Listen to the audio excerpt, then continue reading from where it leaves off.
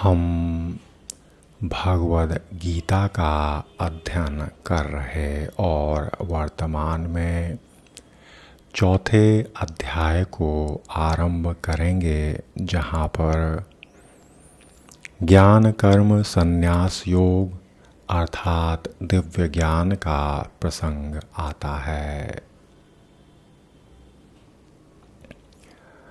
यह अध्याय भगवान के कथन से आरंभ होता।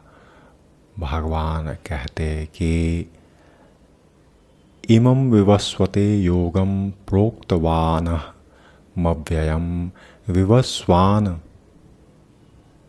मनवे प्राह मनु इच्छवा के अब्रवीत।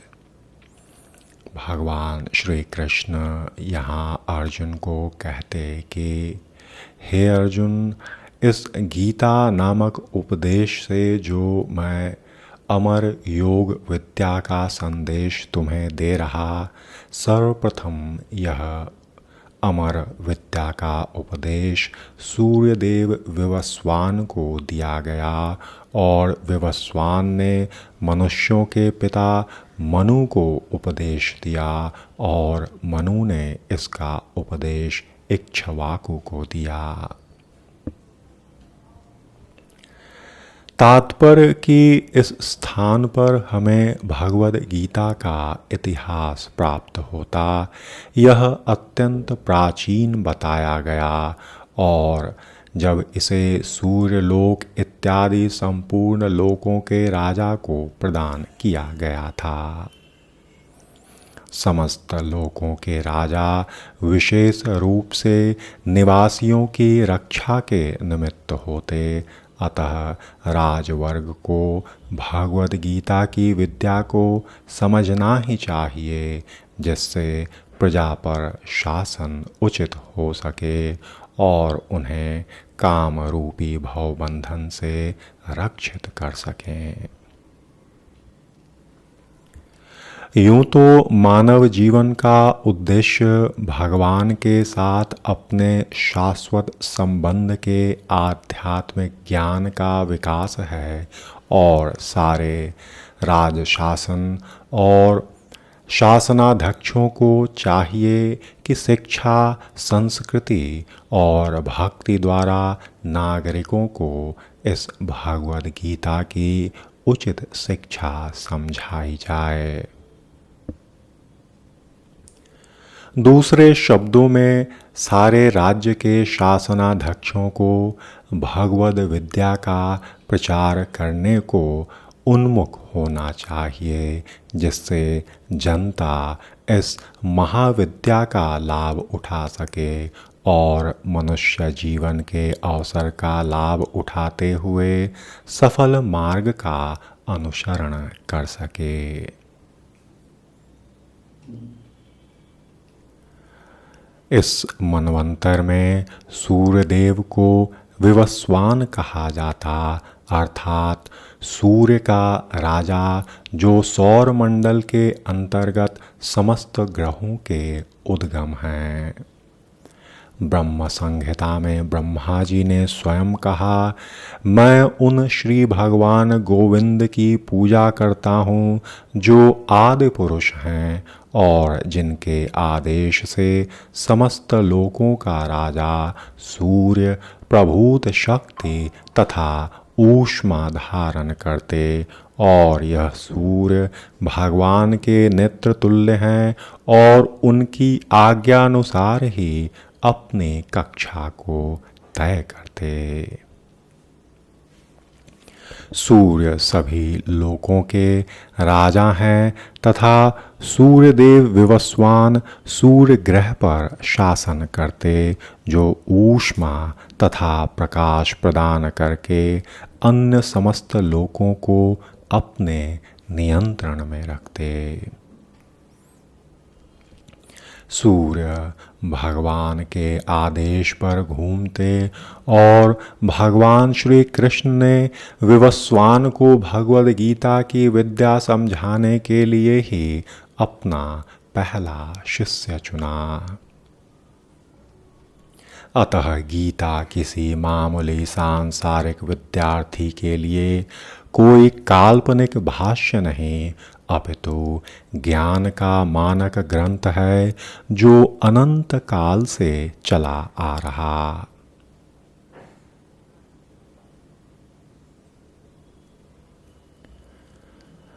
और इसे भगवान ने लगभग 5000 वर्ष पूर्व अर्जुन को पुनः कहा।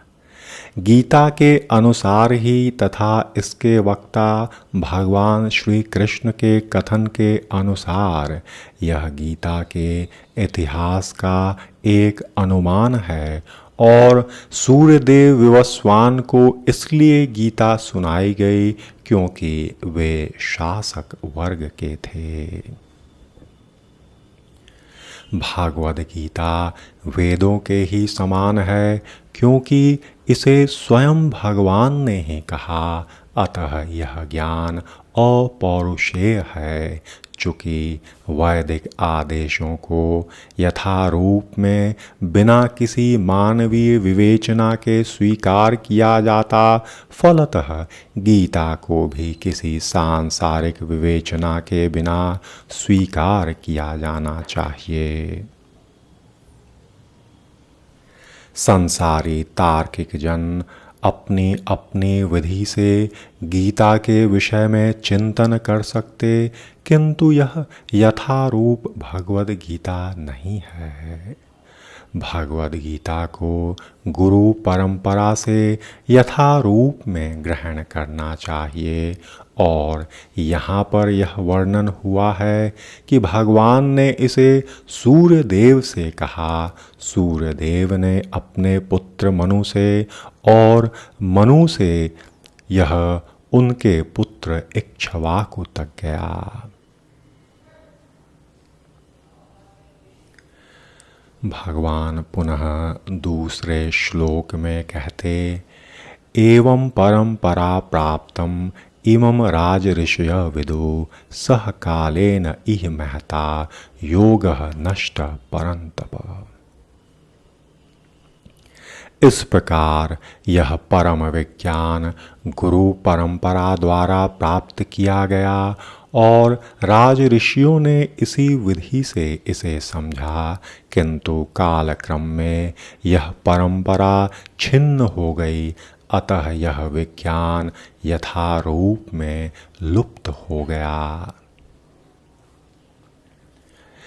यहाँ भगवान ने अर्जुन को यह भी स्पष्ट किया कि गीता विशेष रूप से राजर्षियों के लिए थी, क्योंकि वे इसका उपयोग प्रजा के ऊपर शासन करने में करते थे। निश्चय ही भगवद गीता कभी भी आसुरी पुरुषों के लिए नहीं थी, जिनसे किसी को भी इसका लाभ न मिलता और जो अपनी अपनी मानसिकता के अनुसार इनकी विभिन्न प्रकार से विवेचना करते। अतः जैसे ही असाधु भाष्यकारों के निहित स्वार्थों से गीता का मूल उद्देश्य उच्छिन्न हुआ, वैसे ही पुनः गुरु परंपरा स्थापित करने की आवश्यकता प्रतीत हुई और तब 5000 वर्ष पूर्व भगवान ने स्वयं देखा कि यह परंपराएं अब टूट रही और अतः उन्होंने घोषित किया कि गीता का उद्देश्य अब नष्ट हो चुका और अब इसके नवीन परंपरा का काल आ गया है। अनेकों लोग भगवान के नाम पर अनेकों प्रकार के व्यापार चलाते, जिसको कि आसुरी प्रवृत्ति ही माना जा सकता, क्योंकि भगवान में पूर्ण विश्वास के बिना कैसे गीता को जाना जाए। गीता तो परमेश्वर के गुणों का लाभ अर्जन करने का एक महानतम हेतु है। भगवद गीता यथारूप में मानवता के लिए एक महान वरदान है, किंतु यदि इसे मानसिक चिंतन समझा जाए तो यह समय का अपव्यय होगा।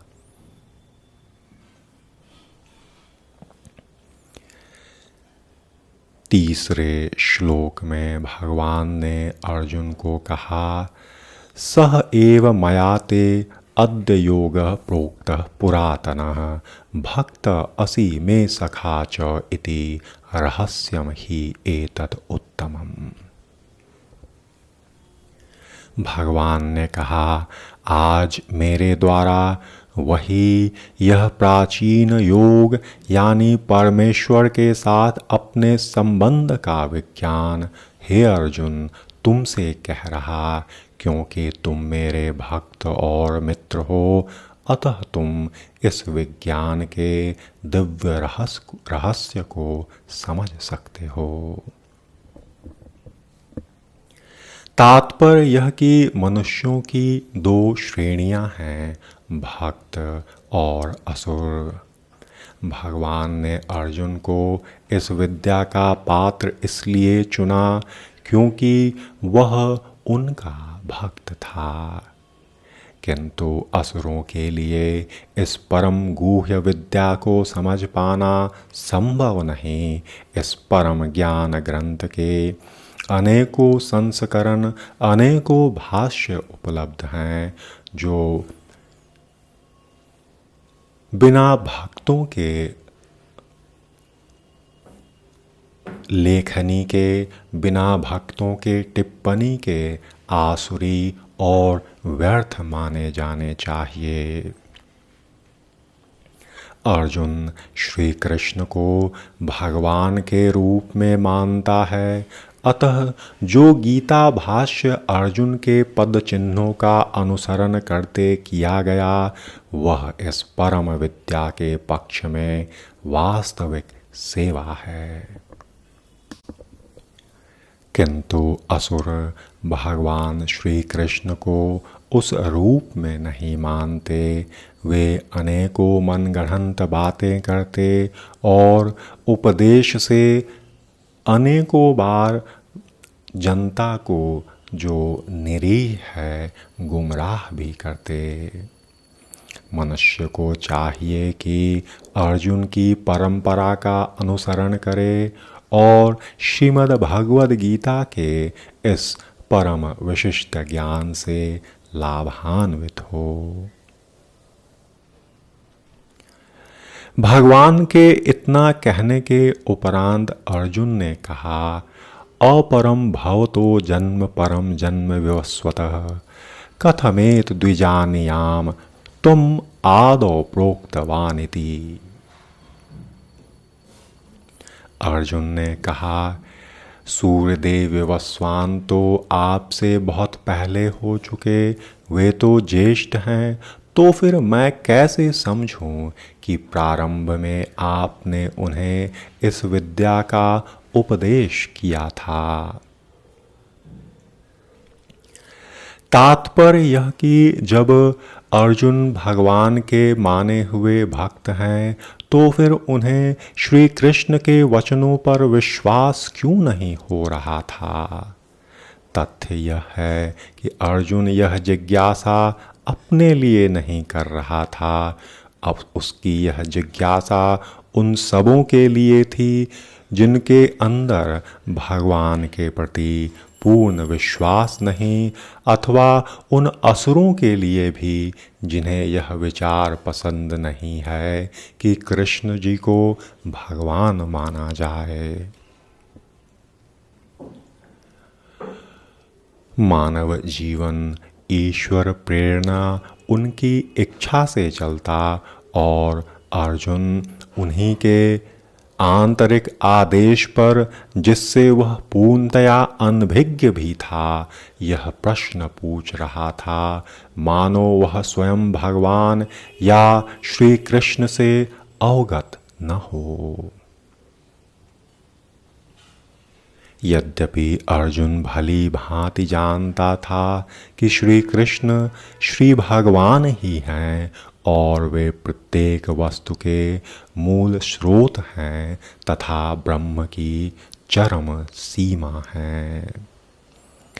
निसंदेह श्री कृष्ण इस पृथ्वी पर देवकी के पुत्र रूप में भी अवतीर्ण हुए। सामान्य व्यक्ति के लिए यह समझ पाना अत्यंत कठिन है कि कृष्ण किस प्रकार उसी शाश्वत आदि पुरुष श्री भगवान के रूप में बने रहे। अतः इस बात को स्पष्ट करने के लिए ही अर्जुन ने श्री कृष्ण से यह प्रश्न पूछा, जिससे वे ही प्रामाणिक रूप में इन प्रश्नों के उत्तर कहें। यूं तो श्री कृष्ण परम प्रमाण स्वयं ही हैं। यह तथ्य आज ही नहीं अनंत काल से सारे विश्व द्वारा स्वीकार भी किया जा रहा, परंतु उसमें अपूर्णता इसलिए आ जाती क्योंकि स्वधर्म की पूर्णता वहाँ नहीं होती और स्वधर्म का पूर्ण ज्ञान भी नहीं होता।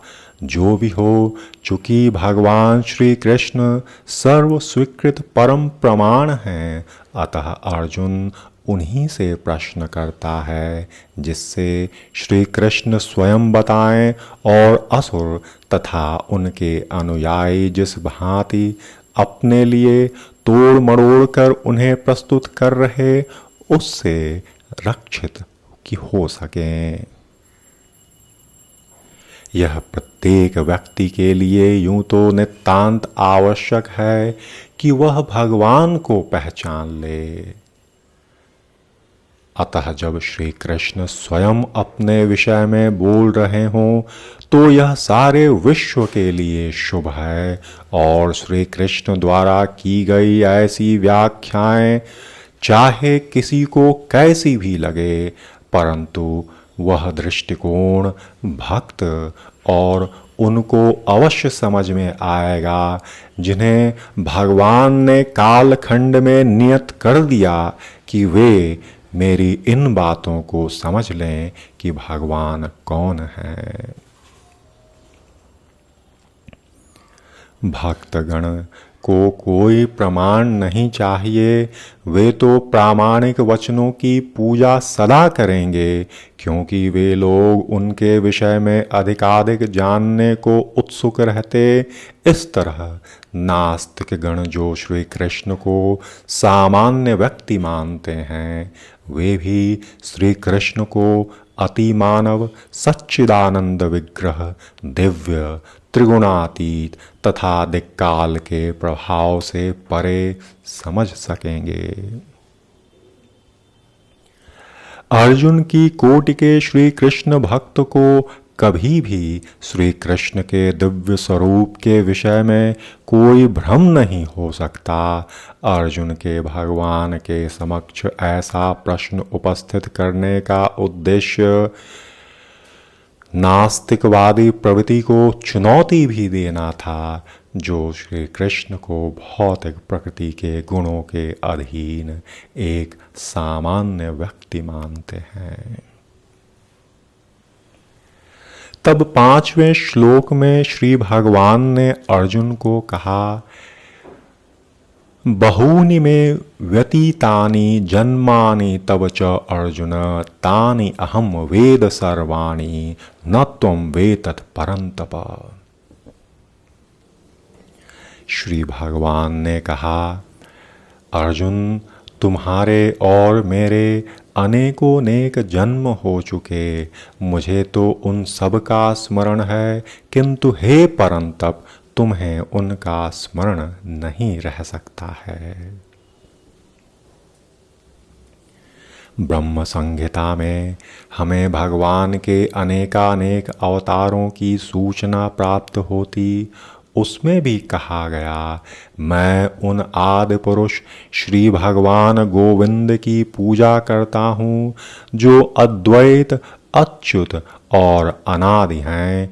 यद्यपि अनंत रूपों में उनका विस्तार है, किंतु तो भी वे आद्य, पुरातन तथा नित्य नव यौवन युक्त रहते और श्री भगवान के ऐसे सच्चिदानंद रूप को प्रायः श्रेष्ठ वैदिक विद्वान जानते हैं, किंतु विशुद्ध अनन्य भक्तों को तो उनके दर्शन नित्य होते रहते हैं।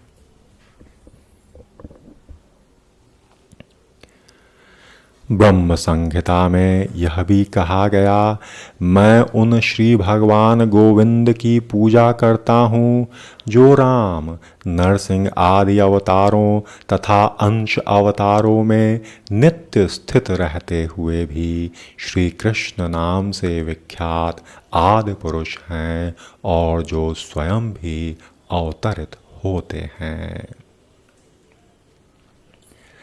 वेदों में भी कहा गया है कि अद्वैत होते हुए भी भगवान असंख्य रूपों में प्रकट होते। वे उस वैदूर्य मणि के समान हैं जो अपना रंग परिवर्तित करते हुए भी एक ही रहते और इन सारे रूपों को विशुद्ध निष्काम भक्त ही समझ पाते।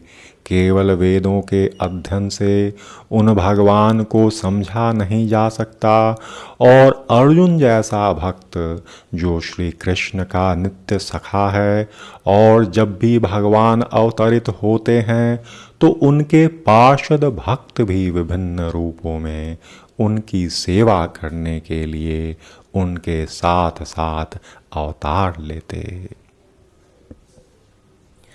अर्जुन ऐसा ही भक्त है और इस श्लोक से पता चलता है कि लाखों वर्ष पूर्व जब भगवान श्री कृष्ण ने भगवद गीता का प्रवचन सूर्यदेव विवस्वान से किया था तो उस समय अर्जुन भी किसी भिन्न रूप में उपस्थित था, किंतु भगवान तथा अर्जुन में यह अंतर है कि भगवान को तो यह घटना याद रही किंतु अर्जुन उसे याद नहीं रख सका।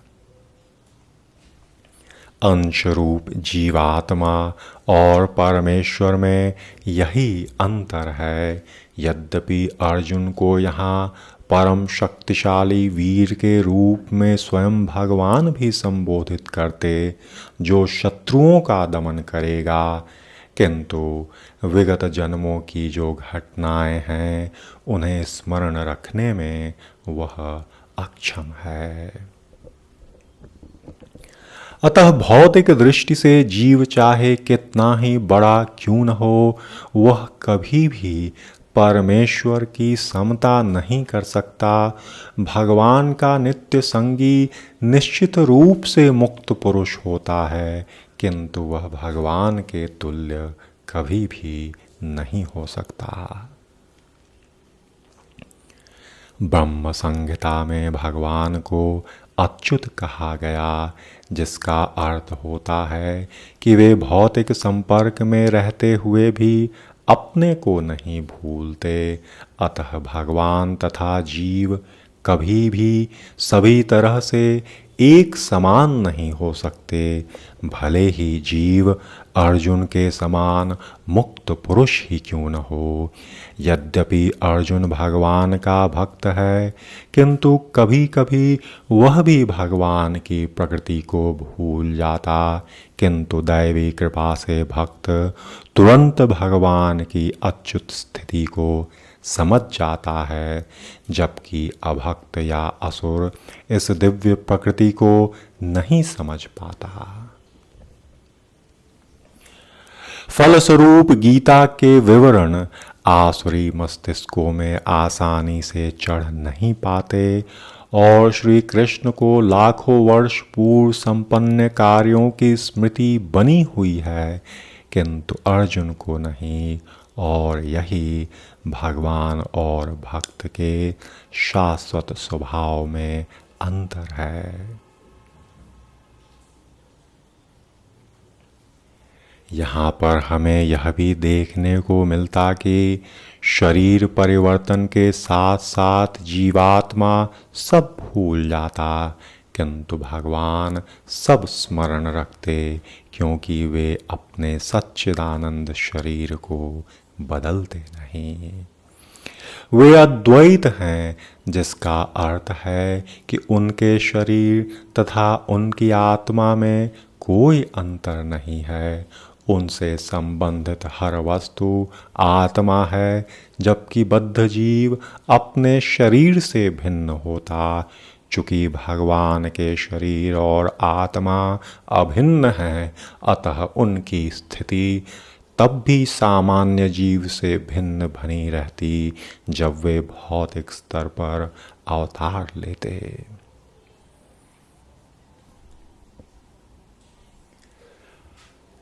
अब इस स्थान पर एक विराम लेते हैं।